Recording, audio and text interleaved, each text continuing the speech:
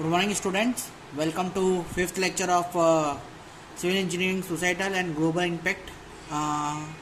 Last lectures के अंदर हमने बोला था कि भाई हम ग्लोबल वार्मिंग और ग्रीन हाउस इफेक्ट के बारे में बात करेंगे।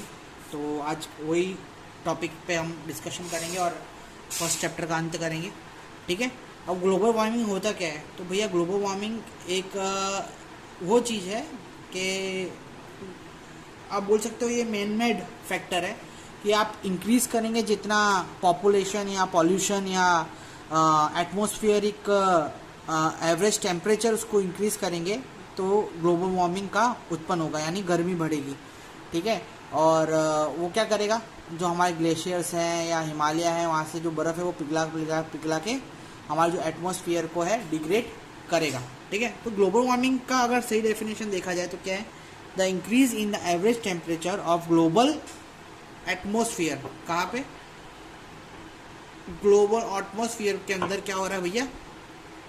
हमारा जो एवरेज टेम्परेचर है वो इंक्रीज हो रहा है। ठीक है। उसको अपन क्या बोल रहे हैं? ग्लोबल वार्मिंग बोल रहे हैं। ठीक है। अब ये तो हो गया ग्लोबल वार्मिंग। तो ग्लोबल वार्मिंग को होने के बहुत सारे रीजंस हैं, उसमें से एक रीज़न है अपना green house effect. Green house effect को समझने के लिए अपन को समझना होगा ग्रीन हाउस इफेक्ट है क्या।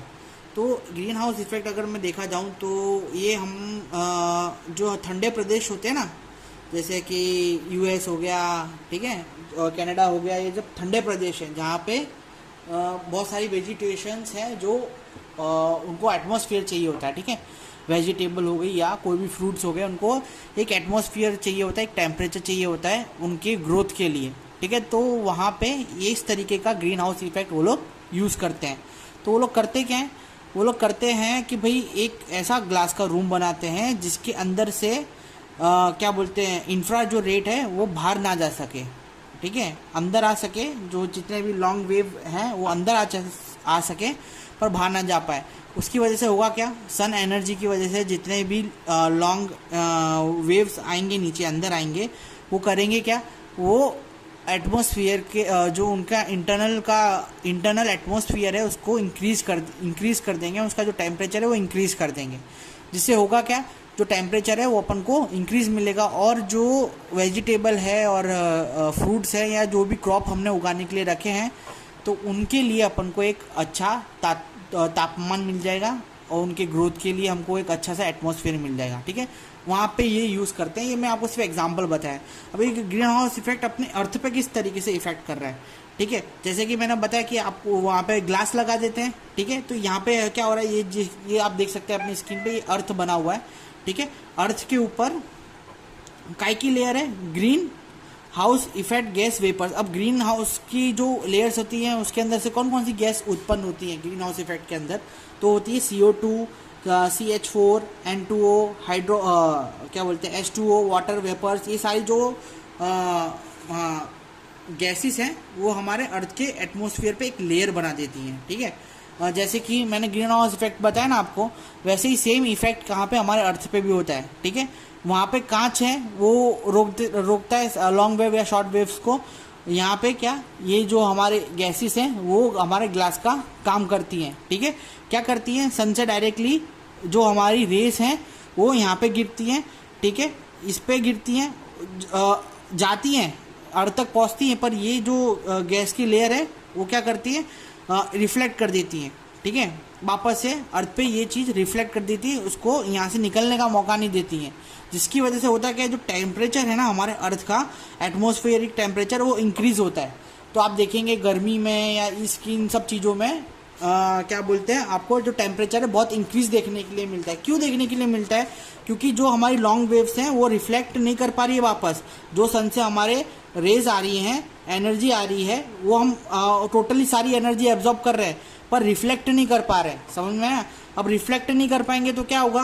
अंदर ही अंदर सारी की सारी एनर्जी अपने अर्थ के साथ खेलेगी तो क्या करेगी? एटमॉस्फेयर को इंक्रीज कर देगी। समझ में आ रहा है? ये सिंपल सी थियरी है। ठीक है। जितनी एनर्जी जा रही है जितनी एनर्जी आ रही है उतनी एनर्जी जा नहीं रही है, जिसकी वजह से अपना जो अर्थ है उसका टेम्परेचर क्या हो रहा है? इंक्रीज हो रहा है। समझ में आ रहा है? सिंपल सा फंडामेंटल है ना? तो उसकी वजह से हो रहा है। अब ये जो गैसेस है वो उत्पन्न करने वाले कौन? उत्पन्न करने वाले अपन। ठीक है। ये सारी को ये सारी की सारी जो गैसेस हैं वो हमने बनाई हुई है। CO2 है, CH4 है, N2O है, H2O है, फर्टिलाइजर से, हमारे एयर पॉल्यूशन से, हमारे व्हीकल के पॉल्यूशन से, उन सब से बनी हुई गैसेस हैं जो कि प्रोटेक्ट करती है अर्थ के एनर्जी रिसोर्स को, सन के एनर्जी रिसोर्स को अर्थ के वहाँ पे रहने पे, जो कि हार्मफुल है, समझ में है। तो ये जो पूरा इफेक्ट है, जितनी एनर्जी जा रही है आ रही है उतनी एनर्जी जा नहीं पा रही है, उसको अपन क्या बोलेंगे, ग्रीन हाउस इफेक्ट, समझ में है। ये तरीके का एकदम सिंपल थियरी है, ठीक है। ये हमारा था ग्रीन हाउस इफेक्ट के बारे में थोड़ा डिस्कशन। अब कौन कौन सी इफेक्ट है जो ग्लोबल वार्मिंग की वजह से हो रही है, तो ये तो बहुत ही सिंपल चीज़ है। ग्लोबल वार्मिंग के वजह से कौन कौन सी इफेक्ट अपन को देखने के लिए मिलती है, तो सबसे पहले जो इफेक्ट है तो चेंज इन क्लाइमेट देखने के लिए मिलता है अपन को, ठीक है। फिर अब क्या होगा, चेंज इन क्लाइमेट की वजह से जो जैसे कि मैंने बताया गर्मी ज़रा बढ़ जाती है, तो ग्लेशियर्स हो गया या क्या बोलते हैं हिमालय हो गया कि वहाँ से बर्फ़ है पिघलना स्टार्ट हो जाती है। वहाँ से बर्फ़ पिघलना स्टार्ट होगी, मतलब बर्फ़ पिघल रही है तो क्या होगा, सी लेवल है हमारा इंक्रीज़ होगा, तो जो सी लेवल है वो हमारा इंक्रीज़ हो जाता है, ठीक है। फिर क्या होता है, इफेक्ट ऑन ह्यूमन हेल्थ, हमारे हेल्थ पे इफेक्ट करेगा, ठीक है। ये जो चीज़ है नॉर्मली अगर टेम्परेचर भी चेंज होता है तो आप देखते हैं कि हमारे अंदर, हमारे बॉडी के अंदर चेंजेस आना स्टार्ट हो जाते हैं, बीमार पड़ना लोग ज़्यादा स्टार्ट हो जाते हैं, ठीक है। ज़्यादा हमारी जो बॉडी इस तरीके से चेंजेस एक्सेप्ट करना है में थोड़ा टाइम लेती है। जैसे कनाडा का जो प्रदेश है वहाँ के लोगों को आदत हो जाती है कि ठंडे प्रदेश में रहने की, ठीक है। वो लोग इंडिया में आते तो बीमार पड़ जाते हैं। वैसे ही सेम अगर हम इंडिया के लोग कनाडा में जाएंगे तो बीमार पड़ जाएंगे, क्योंकि हमको इतनी गर्म तापमान में रहने की आदत है, समझ रहे हैं मैं क्या बोल रहा हूँ, ठीक है। तो इस तरीके से ये पूरा का पूरा चीज़ काम करता है, ठीक है। बहुत सारे दूसरे इफेक्ट भी है कि भाई फूड प्रोडक्शन में प्रॉब्लम पड़ती है, ठीक है। Effect and flora and fauna, ये इसका भी इफेक्ट अपने देखने के लिए मिलता है ना। तो ये सारी जो चीज़ें अपन को देखने के लिए मिलती है ग्लोबल वार्मिंग की वजह से। नाउ नेक्स्ट टॉपिक, GIS का फुल फॉर्म क्या है और उसके एप्लीकेशंस क्या है, उसके बारे में थोड़ा अपन देखेंगे। तो GIS का फुल फॉर्म क्या है भाई, जियोग्राफिक इंफॉर्मेशन सिस्टम। तो पहले क्या होता था कि हम मैप है, प्लान्स हैं, बुक्स है, उन सब की हार्ड कॉपी करवा के रखते थे, ठीक है, जो कि हर जगह ले जाना पॉसिबल नहीं था। तो वो भाई ने क्या किया, GIS ने ये सिस्टम 3 भाग में डिवाइड कर दिया, मेनली 2 भाग में डिवाइड करा, स्टोरेज और इंटीग्रेटेड, ठीक है। स्टोरेज के अंदर क्या आ जाएगा भाई कि भाई डेटा कलेक्शन आ गया, ठीक है, फिर रिट्रीवल आ गया, है ना, कौन कौन से डेटा कहाँ पे है वो सब आ गया, है ना, ये सब स्टोरेज के अंदर आ जाता था। इंटीग्रेशन के अंदर आ गया मैनिपुलेशन करना, उसका एनालिसिस करना, फिर उसको डिस्प्ले करना, उसकी रिपोर्ट बनाना, ये सब किसके अंदर आ गया, इंटीग्रेट में आ गया, समझ में आया। तो GIS का जो सिस्टम है वो सबसे पहले क्या करता है, सबसे पहले अगर हम लिखें तो हमको क्या मिलेगा, यहाँ पे स्टोर मिल जाएगा, ठीक है, एक स्टोर मिल जाएगा GIS के द्वारा, ठीक है। क्या करता है GIS, तो भैया GIS करता है डाटा कलेक्शन। इसका डाटा कलेक्शन करता है, तो अपना हो गया डिजिटलाइजेशन, स्कैनिंग, ठीक है, फिर हो गया GPS जनरेट। 2 तरीके के डेटा ये जनरेट करता है, ठीक है।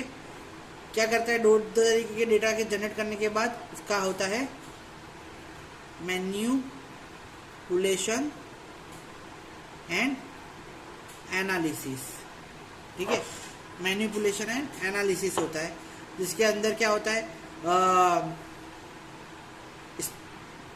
Spatial overlays, query, buffer zone and modelling, ये 4 चीज आती हैं, ठीक है।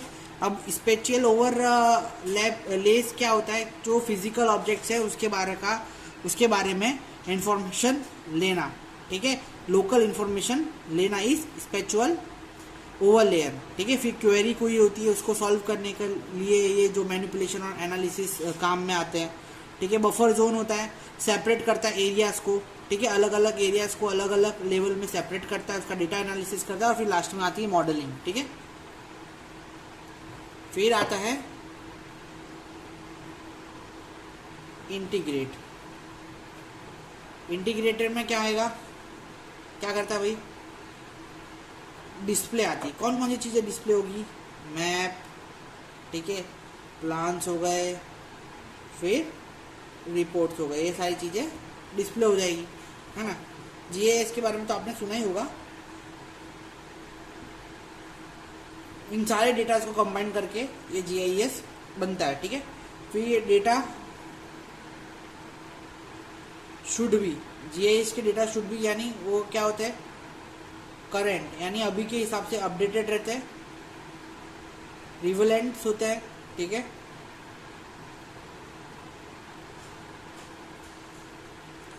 कंप्लीट होते हैं, एंड एक्यूरेट रहते हैं, ठीक है। और इसके जो किसके बेस्ड पे डिपेंड रहते हैं ये, तो रिट्रीवल के बेस्ड किस क्या होता है, based on spatial data, based on attributes, और बेस्ड ऑन लोकेशन। इस पे हमारा जो डेटा है वो डिपेंडेंट रहता है। क्लियर है ना। और इसके ऑब्जेक्टिव्स भी अलग अलग होते हैं कि भाई एनालिसिस और मैनिपुलेशन करना डेटास का, है ना। फिर मैप और प्लान को उसका प्रोडक्ट डिफरेंट पर्पस के लिए उनको अलग अलग कर देना, डेटा कलेक्शन करना, ठीक है, वो डेटास को एनालिसिस करना, एनालिसिस करके उन सबको अलग अलग करना, इसके ये सारे के सारे वो रहते हैं, ठीक है। तो ये जीआईएस के बारे में था अपना। कहाँ कहाँ पे यूज़ होता है ये, तो वाटर रिसोर्स मैनेजमेंट प्लानिंग के अंदर यूज़ होता है, ट्रांसपोर्टेशन प्लानिंग के अंदर यूज़ होता है, एनवायरमेंटल प्लानिंग के अंदर यूज़ होता है, लैंड यूज़ प्लानिंग के अंदर यूज़ होता है, ठीक है, आर्किटेक्चर लोकेशन फाइंड करने के लिए यूज़ होता है। तो ऐसी ऐसी जगह पे ये इसका जो एप्लीकेशन है ये इसका हम यूज़ करते हैं, ठीक है।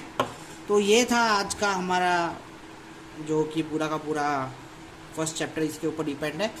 कल आपको मैं सेकंड चैप्टर से शुरुआत कराऊंगा। आज के लिए इतना ही रखते हैं, ठीक है। लेक्चर देखने के लिए शुक्रिया।